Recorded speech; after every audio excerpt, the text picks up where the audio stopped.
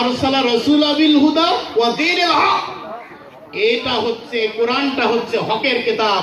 এখানে সকল মানুষের অধিকার বর্ণনা করে দেওয়া আছে। কোন শ্রমিকের উপর জুলুম করা যাবে না। শ্রমিকের অধিকার তাকে দিতে হবে, শ্রমিকের ন্যায্য হক তাকে বুঝে দিতে হবে। তার মাথার ঘাম ঝরার আগেই তার মজুরি পরিশোধ করতে হবে। সুতরাং এখানে শ্রমিকদের উপরে জুলুম করা হয়, শ্রমিকদের অধিকার দেওয়া হয় না। যে সমাজে শুধু শ্রমিক না সকল মানুষের উপরে শোষণ করা হয়। বড় বড় গার্মেন্টসের মালিক তারা এমপি মন্ত্রীদের সাথে সুসম্পর্ক রেখে তারা লুটে পুটে খায়, কিন্তু শ্রমিকদেরকে ঠিক মতো তাদের পাওনাটা দেয় না। বেতন বাকি থাকে 3 মাস, 4 মাস, 5 মাস। কিসের ইনসাফ? এখানে ইনসাফ প্রতিষ্ঠা নেই। কারণ হচ্ছে ক্ষমতাসীনদের সাথে তাদের হাত থাকে। সুতরাং এই সমস্ত বেইনসাফি দূর করতে হলে জাতিকে ঐক্যবদ্ধভাবে আগামী দিনের স্বাধীনতাকে চূড়ান্ত স্বাধীনতায় রূপ দেওয়ার জন্য